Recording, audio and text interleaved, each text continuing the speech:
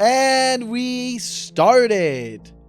Welcome to another episode of Life with Lenoci podcast. If this is your first time listening, your life is about to change for the rest of your life because you are going to remember this journey.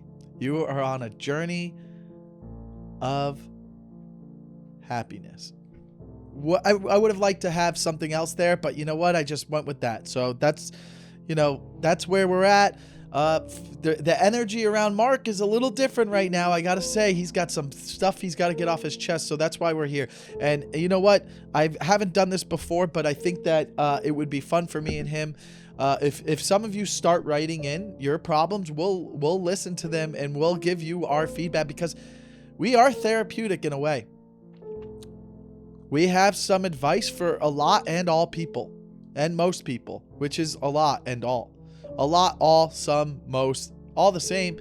Because once you say all people, that includes the most of them and everyone. So welcome back to another episode of Life with Lenoci podcast. Thank you for listening. Thank you for watching. We want you to start writing in right up top. That's what we're going to start off. You could write in at lenoci.michael@gmail.com. That's LENOCI.Michael. Learn how to spell Michael, one of the more common names in the history of life, at gmail.com. You could be anonymous. So I realized that when I told people to write in through Instagram, there's a profile behind it. You might not feel comfortable. With the email, you could write some dark stuff, whatever it has to be. Whatever you need to get off your chest, use it, and we'll use it, and we'll read it, and we'll talk about it, and we'll fix whatever the problem is. Even if it's unfixable, we'll be able to do it. But that's what we're going to do. I feel good because you know what? I haven't had sushi for a while. I got here early. Parking was right away. And I go, well, I didn't expect that. So I had 20 minutes on my hands. So what can I eat really fast? Sushi. If sushi sits in front of me, I got 2 rolls. It's going to be done in under 2 minutes. Literally, that's how fast I eat sushi. And I eat at that place. Take Sushi. You know which one I'm talking about. Yeah, you Take is the old people that run it. Yes, it's small. Like it feels like you're in a little. Is it Take? It's Take. Take, and it's sandwiched between the real estate office and the Viper Room. No. The Viper Room. No, this is not the one then. This is not the one. You said across from Subway. Literally across from Subway. Yeah, that's the Viper Room at the end with the liquor stores. That's the Viper Room. Okay, hold on. Let me see. Oh, you're right. I'm sorry. The Viper Room switched then, huh? Nope. It's always been there. Hasn't moved. Oh. The liquor store kind of takes the corner of it. Viper Room wraps around the back of the liquor store. You know what? When he's right, he's right. Why isn't this popping up? Take Sushi, yeah. That's it, dude. So it's an old man and a very old woman. And he's the sushi chef. He's the sushi chef. She's the server. She wasn't there. It was just him. Oh. And then some young, literally the server was probably his first time serving. He was just like, I go, this is my main 2 order. I go, I'll do a spicy tuna. And then I think I'll do a California rolls crab, right? If I'm not mistaken. Yeah. That's what I say to him. He goes, oh. And then he walked away. I was like, you should know way more than I should. I go, yeah, I'm pretty sure. And he goes, the sushi chef crab. I go, crab. Yeah, crab. So let me do the California roll and spicy tuna roll, and that's it. Thank you so much in the water. And so I will say this in his defense, there are a lot of people that do the California roll. And it's imitation crab. It's fish made to look like crab. It tastes like crab. Here we go with Mark. Mark's always got to correct things. He's got to So no, when you find a good California roll, it's like your finger thick pieces of crab. By the way, I thought that was good sushi. I thought they're great sushi. It is it's relatively expensive. $26 with the for 2 rolls. So I just paid $30. Yeah, it's very expensive. Yeah, that's very expensive. A $30 2-roll meal. Which listen, once I sat down, I was like, I'm not gonna go to Subway and get a wrap. You know what I mean? At least this is healthier in a way. And I'm just like, yeah, I'm not going to Subway. I'm not going to get up at this point after. But I said the first thing, I go, do you guys have a happy hour? No happy hour. I go, okay. And then I sat there and I go, well, I'm going to take this loss. And we've talked about that before. Take your loss. Fuck off. Take your loss. You take your loss. And I sat there and I go, listen, if I get up and I walk away, I'm spending $15 wherever I go to find a quick meal. Is it worth the $15 for this experience? Now that I'm talking about it, it is. And you've been there before. It's probably the last time I'll ever go there. Unless I'm in this area for some reason for a long time and I'm having drinks, I just don't see, like, if I'm in West Hollywood, there's plenty of other sushi places where there's deals. If it was like 15 to 20% cheaper, I would eat there all the time. I agree, because you could walk there. You live there. Yeah. So, yes. I've probably been there 10 times in 10 years. The thing is, on this side of the street, on the same side of the street, but past Rainbow Room on the left is another sushi restaurant, which I believe is cheaper. So Tenmasa is cheaper. And but kind of, is it not better? So here's the crazy thing. That one's been around forever. And it's owned by these twins. Triplets. And the reason I know this is because when I used to go work out at Crunch, they worked out there. So and then I'm not sure. But so mother works there. The 3 sons are either kitchen, server, front. Yeah. And so nice. Yes. Batshit crazy. Well, Mark, we don't judge people on this podcast. Why would you say somebody's crazy?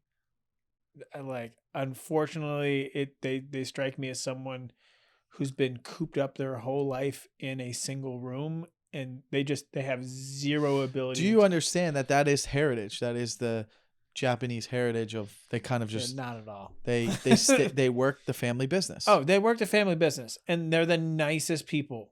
Yeah. Would you consider yourself a nice person? I'm medium. Now, how are you with parents? Other people's parents? I'm great with parents. Mark the most I'm great with parents. Unself-aware human I have ever met in my life. No, I kill it with parents. Mark, you definitely don't kill it. Parents are probably like, yeah, that guy's fine.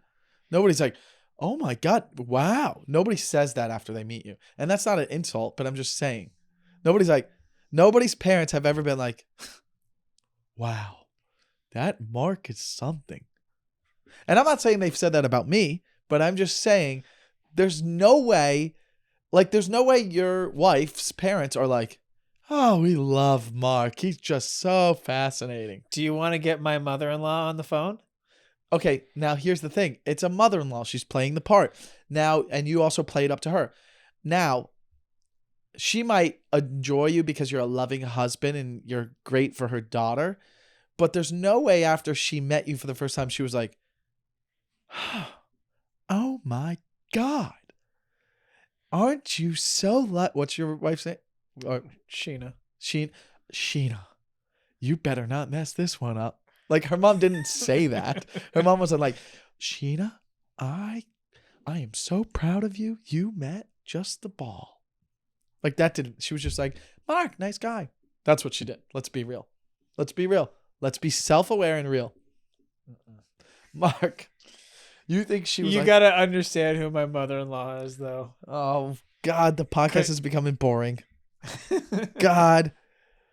Well, at least we got Mark smiling, and that's all that mattered, because it seemed like he's been busy today. I could tell he had busy energy. You came in and you're like sometimes I'll walk in for the podcast and Mark has he's in auto mode.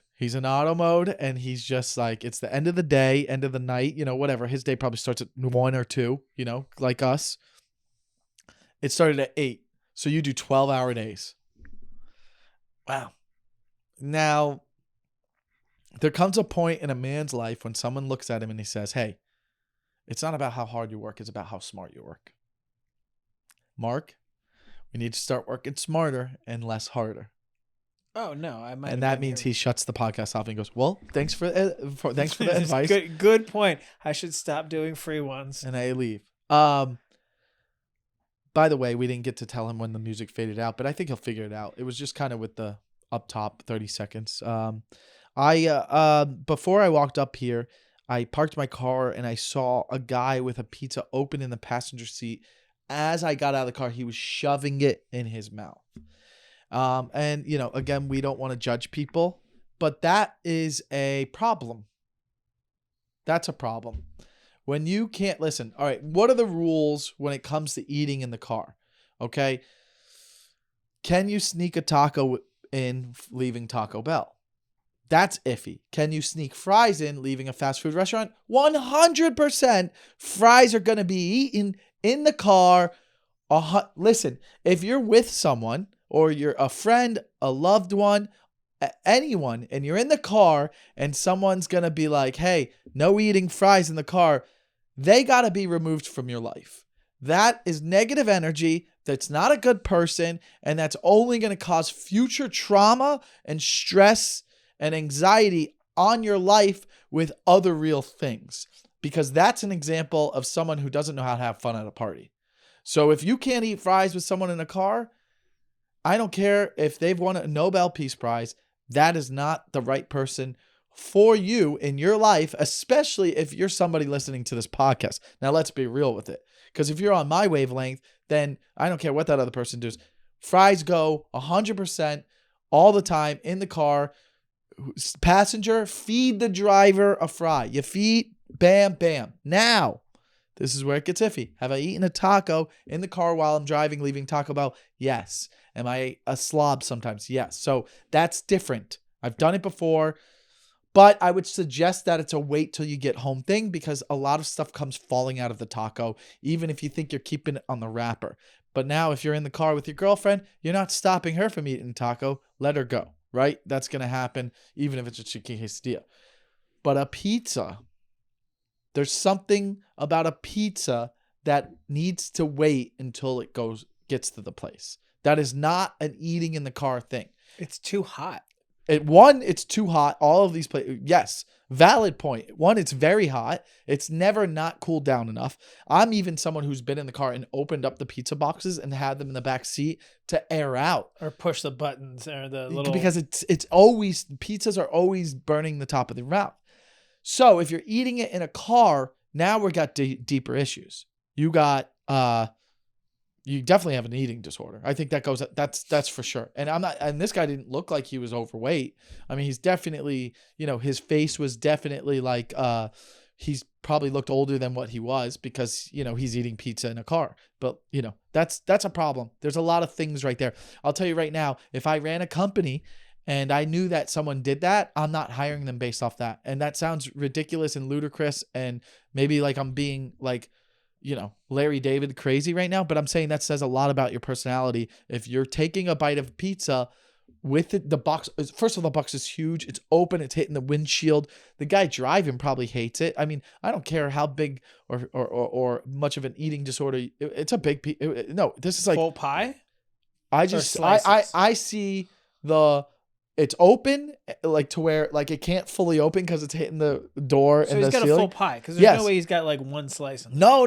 This is, by the way, this is not a one slice situation. Maybe I should have prefaced it with that. This is a whole pie situation. So that's already annoying. I don't care how bad of an eating disorder the driver has. He's annoyed. You know what I think? What? I think he's got kids. No, this guy looked like he was younger than us. Because like he knows that if he gets home, like he's not going to get a slice. First of all, this is Sunset buying Domino's.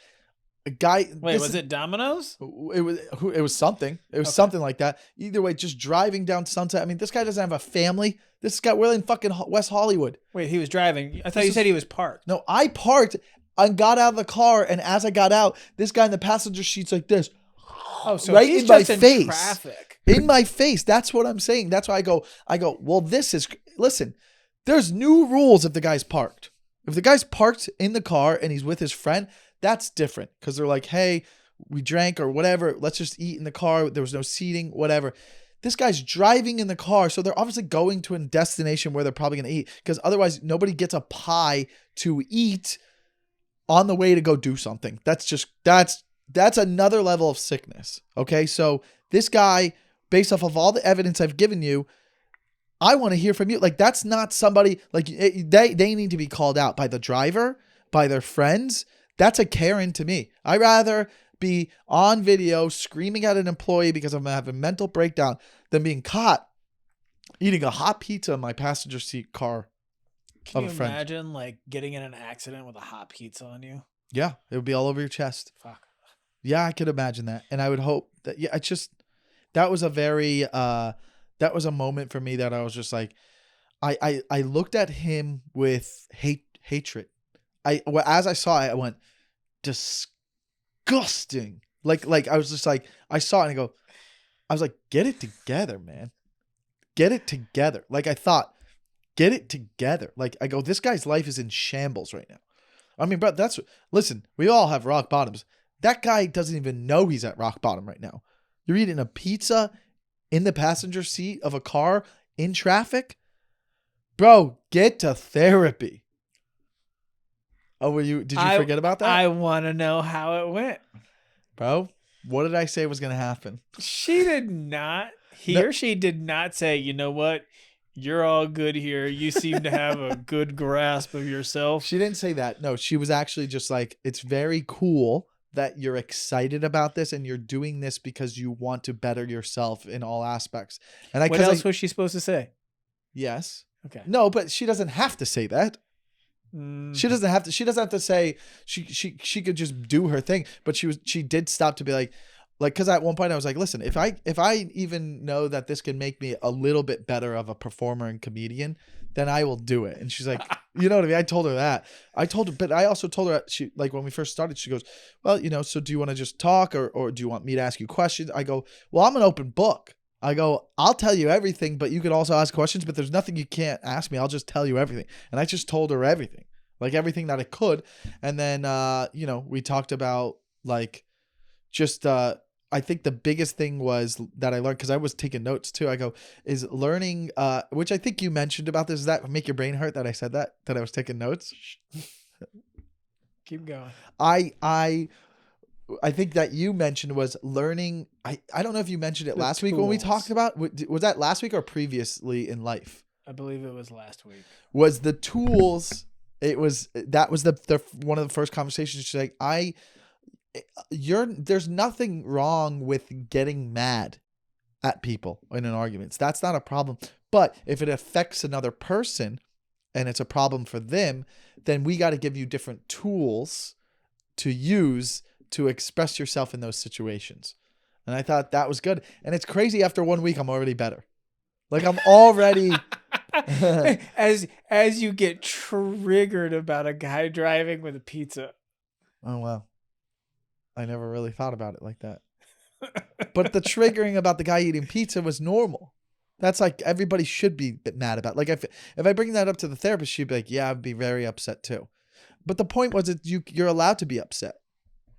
You're allowed to get mad. You're allowed to get mad, but you still haven't been able to be, because remember, one of the tools that you're going to want to have is to be like, pick your battles. But for you as a performance, you need to harness what you do. That's one thing. Huh. You've got to choose, like, everybody gets road rage. Is how much are you able to just be like, whatever. He's got the spot. Well, no. I'm over it. But this is me. I'm parked. I'm out of my car, getting ready to cross the street, and I just see it, and I'm like, oh, this guy's got to get it together. So it wasn't a road rage thing. How long did you think about it while eating? No, I not that long. I literally was just like, oh, I got to talk about that, because that's just, I just thought it wasn't an anger thing with that guy. It was just more like disgusting. It's like, it's almost like, you see somebody, it was just like, it's a gross thing that I wouldn't do. Like, some people think, when you see someone burp or spit, they'll be like, ew, like, people have all different opinions about spitting, right? Or about like how burping or farting. Like how you hate people who put gum behind their ear. Bro, that's crazy. That's crazy. If someone did that, I would physically, now that would be anger. Like if I was with a friend who did that, I would definitely hit him in the head. I'd slap him. I would definitely, but who's doing, like, nobody does that. But that was the root of the argument, was someone putting it on the edge of the cup to save. Yeah. We're not saving gum. Like, fuck off. Jeez, God, that gets me going. But even if I said that to the therapist, she'd be like, yeah, I get that. Like certain things, like, also this therapist is like, guessing probably our age, doesn't, lives somewhere else in this country, don't want to reveal too much, was pretty cool. Like even at one point during the therapy, she was like, tell him I can't deal with that right now. You're going to have to tell him I'm working.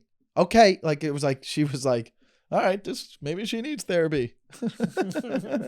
But it was cool. I also think that therapists, like, having a comedian is the best client for them. They're like, oh, thank God. Like, I think it's definitely entertaining for them. Like, I could see her excite when I was like, I'm a stand-up comic. She was like, oh, awesome. You know, like, it's like, all right. Did she tell you, like, just please don't use my name on stage?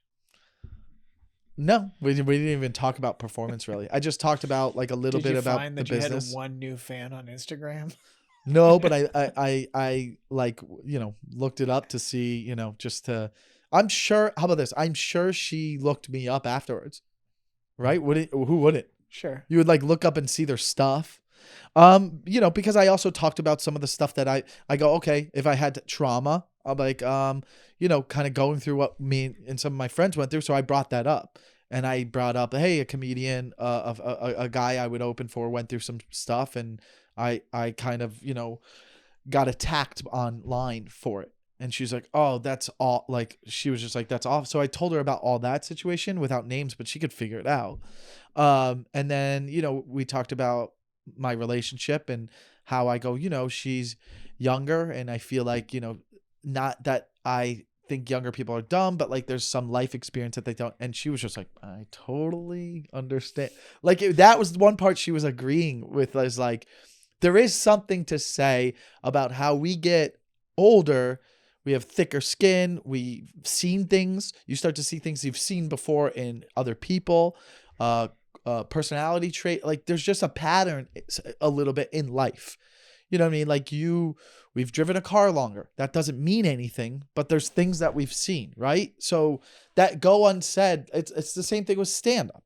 I don't care if you don't think the guy is funnier, but if there's a 20-year comic that does comedy the way we all do, and he gets on stage, there's going to be a little something there that goes, well, this guy's been doing it a long time, and he's really good, that you can't hide.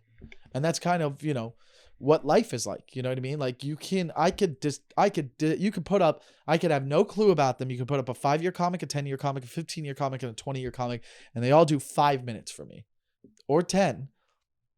5 would actually be better, because then I could actually watch the 20-year comics struggle with the 5, because they're like, I don't ever do 5-minute sets because they've been working so long. The 5-year comic will be like, I got this down, bam, bam, bam, bam, bam. And you'll be like, 5, 20, bam, bam. Like, I would be able to distinguish the difference. Do you think you would? When you You've say watched it a like lot of that, comedy. no. No? I've seen a lot of comedy. Can you not see the difference yet? I can see the difference absolutely between. But not joke writing, not who's killing, just like this little veteranness. Yeah, no, I know just based on stage presence. That's what it is. Yeah. It's stage presence. Someone walks on, you're like, this guy's been on stage a lot. Yeah. It's just night and day. That's I like really watching the little ticks that people have. The younger they guys. Don't. No, even the older guys that they don't know that they have. Like, there's the people that, like, still have little twitch, like they still have a little stage fright. I've told a lot of, like, I think I've actually told Anthony this before. I go, you got to record yourself. I told Bryson this too. I go, Bryce, you got to watch your sets in the beginning. I did this for years. I think Eric Griffin actually gave me this note early on. I used to have the little white thing was when I first started standing up. That's how you record your set. What were those called?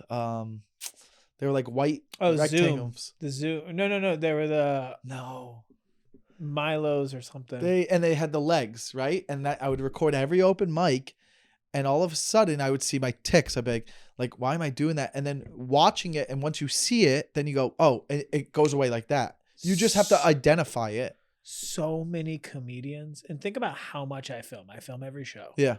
So many comedians are like, oh no, I don't watch myself. I don't want to watch it. Oh, you'll never get good. That you have to blows my mind. You have to see your tick. I used to do this thing. I go, first of all, like, you know, you'll watch guys do this, which is fine because maybe they're seeing an older comic do it. Because every young comic is going to be influenced through you have to. That's how are you learning comedy? Every single comic. Now, there might be a guy who's 3 years in who's just so raw on himself. There's still something he's learning from somebody, right? You have to learn. So, you know, you'll see a lot of guys. I used to do a thing. I remember one of the first things was I would go so subtle that probably nobody would notice, but I started noticing, and I was like, bam, got rid of that. You know, one thing I definitely I still say fuck a lot on stage, but it's like fine. It's just part of my act. But like the little things that I know I don't do now when I'm watching myself, I'm like, oh, I've never seen myself move like that. Now I might do this with certain bits, but that's how I talk. But the way I'm like, I've never seen the same performance. I'm just like, oh, well, and when I watch myself, I'm like, cool, I got rid of everything. Like you have to, you just have to watch yourself and you'll be like, oh, I notice I'm doing that a lot. Yeah. And then you'll be like, you'll not like it. And then you'll consciously like get rid of it in your head somehow. It's just like very important to record yourself in the beginning a lot. And that's what boggles my mind, because athletes, what do? They've got to watch the tape. They watch the tape. That's how you get better. Tom Brady said that. He goes, at the end of the day, man, he was just like, I can tell what quarterbacks watch the film the most. Absolutely. That's all he's like. It's like literally want to know why Tom Brady's lasted so long. It's because one, it's a quarterback friendly league where he's protected. He's maybe going to get hit once a game.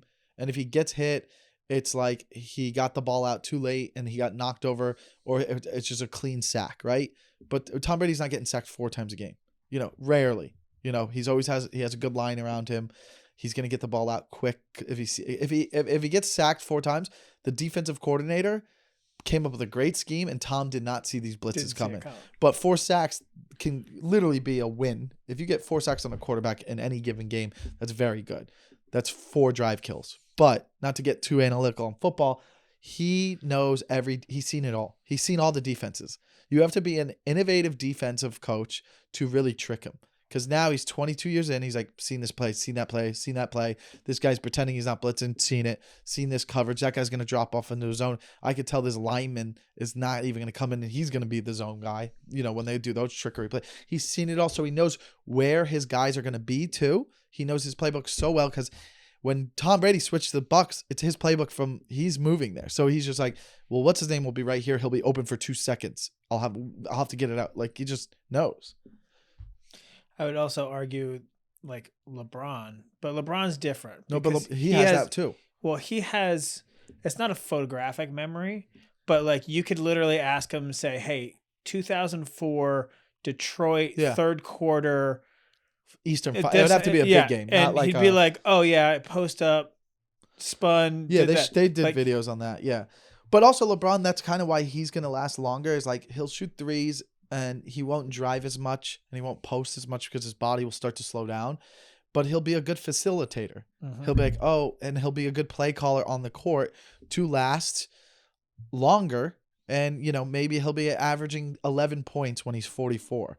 But he's going to be there like, hey, he can basically be, a facilitator. Going back to comedians, what I catch them the most doing is they'll just record from a stool on the phone. Yeah, I do every set. But like, yeah, I only have a few comedians that hound me for the tape. Yeah, well, they're starting to now because everybody wants to post their bullshit clips. And now you're watching, even the young guys I follow, they're all posting clips. I'm not going to tell them not to, because what if one works well for them? They want the followers. Mm-hmm. But it's all trash. It's like, it's fine, but it's just like they're exposing themselves to other bigger comics that don't know them yet. That might be like, that's their impression of them. That's the problem. What's the long-term effect of that? We don't know yet. Again, I always go back to the thing of like, I've said it before, like, and I thought it's very true. And when Eric Griffin said to me, he was like, hey man, I remember he saw me, it was like 6 years in, I got off stage, I had a good set. And he was like laughing. He was like, good set. He's like, I didn't watch you ever. I never wanted to watch you because I was afraid that if you were bad, I would have to stop talking to you. And then, and now he still didn't give it until the wedding. I did a speech. And it was probably the best set of my life. Because it's in front of all the comedians, too. That was recent, yes? Oh, this was Saturday. Oh, that's funny. Oh, and it just demolished the place. Like, just dying. People die. Like, to where I had all the older comics come up and go, all right, dude. Good job. Good job. So good. It was a good little moment. And then, I blacked out after that. And you have a recording of this somewhere? Oh yeah. Good. I don't know, I don't know if I could post it. Obviously, it's Oh not my yeah, thing to yeah. post, but I would like if he was like, I was like, you should put it on your I, page. I I need to see proof now. Oh, you will. Okay. Oh yeah. I mean, Sam, he shot the wedding. Him and this other guy. Oh, gotcha. Yeah, guys, good gig, huh? Give me some of that money. But yeah, I mean, I wonder what the long term effect is of younger comics just exposing what they are doing, because now your first impression is already, when I was starting out, like I had like one or two YouTube clips, and that was it for the first 5 years, really. You know what I mean? And then that was it, and it was just like a really good clip of me doing like 5 minutes of stand up, right, or 3 minutes of stand up, and that was it. Because like, and then also you would also evolve those clips, because then you would be like 3 years in, then I'd be 6 years in and see the video for 3 years and go, oh my god, this is horrible, and then I would delete it and then keep up the clip from 6 years, and now like my oldest clip is probably from like 2015, right, which is fine. But even when I look at it, I go, oh, that's fine, But like, what are these guys gonna do? Like, they're posting clips 3 years in, 4 years in. Imagine what 14 years in, if they're still even doing it. As long they're as gonna they're look. still writing.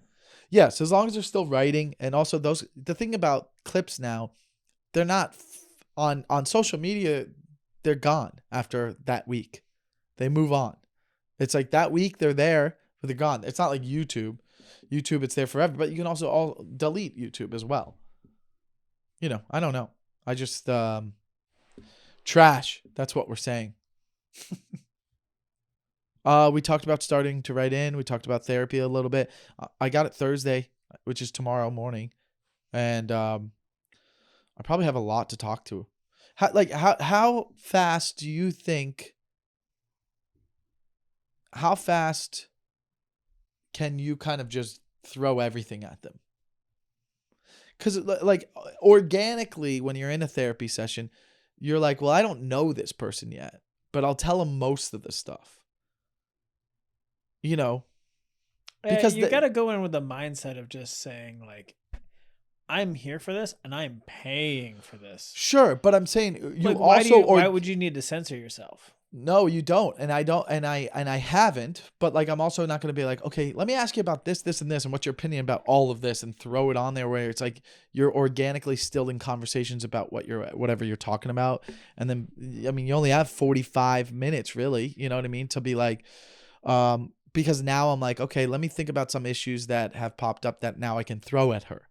I'm like, what do you think about that? Really, that's how it's going to be. And I wonder if everyone does therapy like that, but I'm going to be like, let me get your take on this. And what do you think? And then I'm going to say, this is how I feel about it. This is how it makes me feel about it.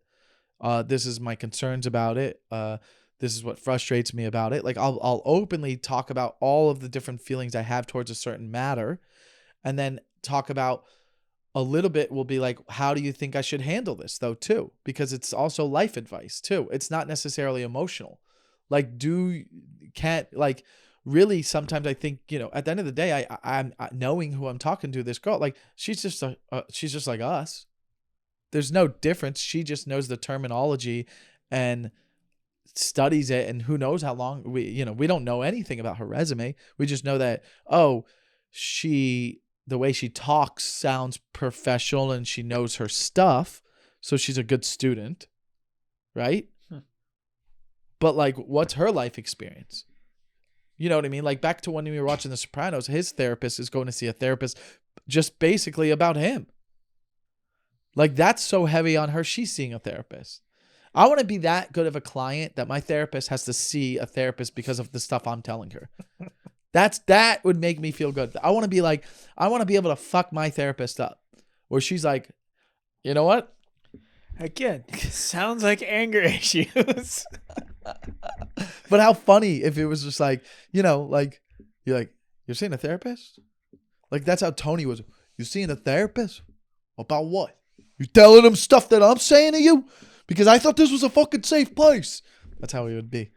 Did you ever watch The Sopranos?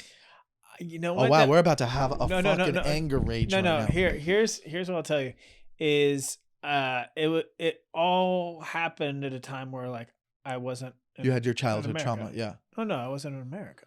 From like 98 to 2004. Yeah, I was overseas. They didn't have TV over there? Well, we just didn't have HBO.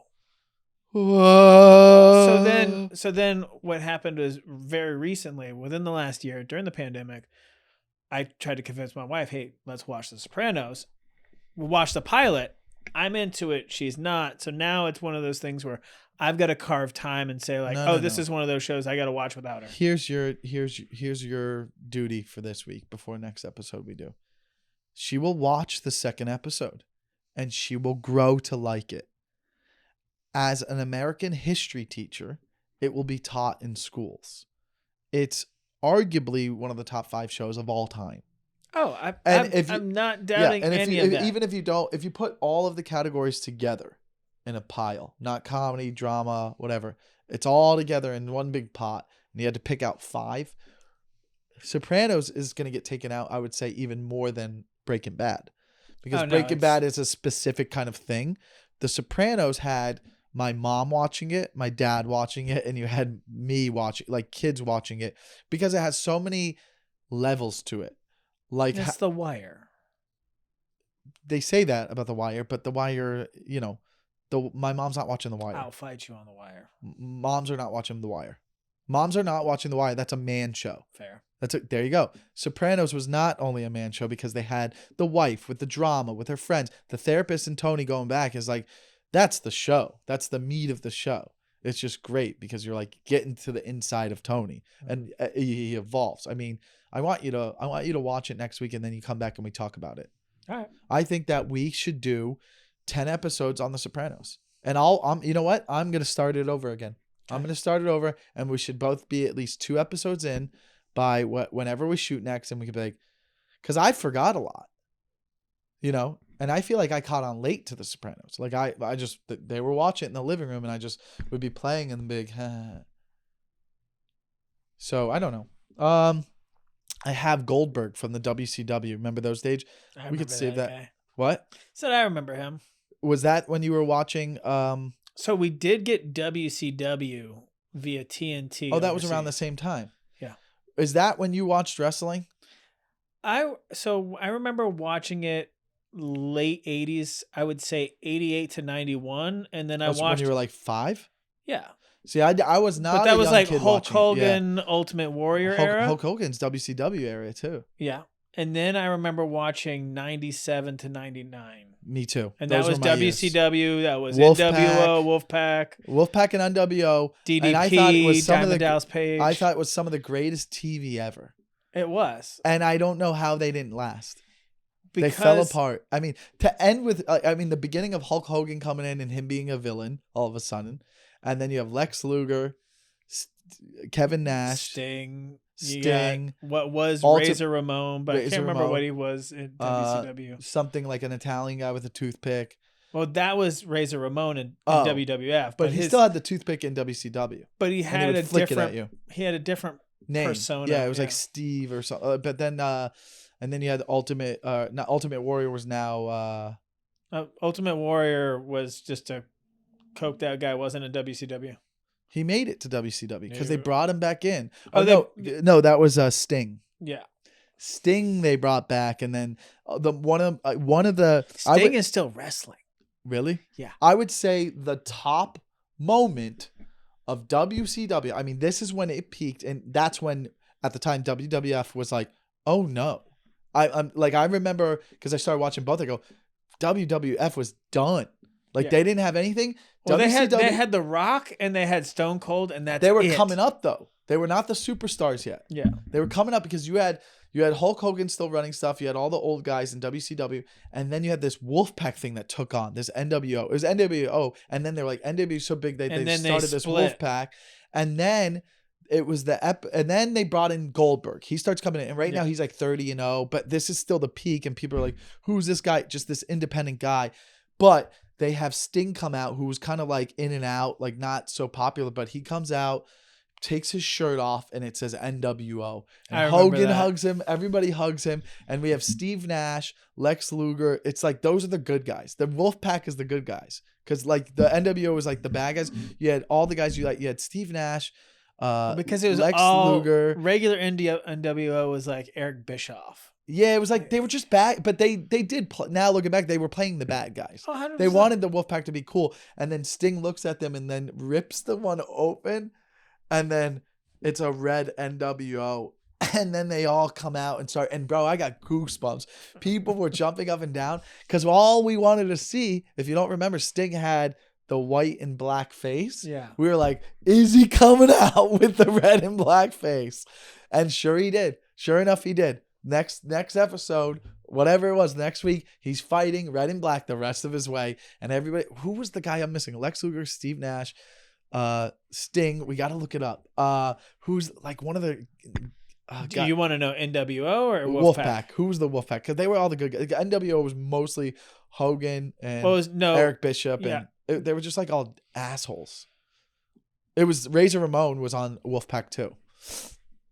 The main guy was Steve. All right, so it was Buff Bagwell. It was Kurt Hennig. I got to see pictures. No, even this isn't right. No, that's not right. This isn't right at all. Who was NWO Wolfpack? NWO Wolfpack was Kevin Nash. He was the leader Kevin of Nash. that. Yes, because it was cool. Kevin brought. I want to say like he brought Hogan in to NWO and then split off. Oh, here it is. Okay. Oh, there's the Puerto Rican guy. Randy Savage. Oh, yeah. And Scott Hall was Razor Scott Ramon. Hall. Razor Ramon was Scott Hall. So he was Scott Hall in WCW. Scott Hall. Wow, look at... So there's 5 of them. Randy Savage, Sting. Lex Luger, dude. He was cool. Lex looks terrible now. Have you seen what he looks like? No. He's Randy Savage was part of the NWO. He stayed with NWO. He was original. Wow. By the way, half of these guys are dead now. Dead. Yeah. Luger is like maybe 140 pounds. Oh, really? I don't know how Kevin... The other one seems like he might have probably lived longer because he wasn't really a muscle guy. He was just so tall. Yeah, Nash was huge. He was like 6'7". But that you scratching almost everything I know from wrestling right there. Yeah, that's it. Yeah, that's really all. I just know. remember I was a fan of Diamond Dallas Page. Yes, and he was independent from them. And then there was the guy I think it was because like, he would do the DDTs. Yeah, he would have then there was also like the Raven guy. And then there was the Mexican guy. He would Rey Mysterio. Rey Mysterio. He was cool, and he was an independent guy. Wait, Wait, no, I think they tried to get him on one. No. So Rey Mysterio, what's funny is he was one of those super light guys. Yeah. And then he went to WWF and he got like he's huge. No, but he was pretty big in WCW. I think he was he was recruited by NWO or something. Yeah. It was cool. Basically, wrestling just started 2 gangs. Yeah. Well, 3 gangs. You had the regulars, the NWOs, and then you had the Wolfpack. Yeah. All right. Well, thank you guys. Let's wrap it up this week. Again, write in. You could email lenoci.michael@gmail.com. It will be anonymous. You could, email whatever you want. If you want us to kind of go through it, that will be something fun to see where that goes. Just like, subscribe if you're watching, and if you're listening, leave a 5-star review. And thank you guys for all participating. We appreciate it, and we'll see you guys next week. Bye.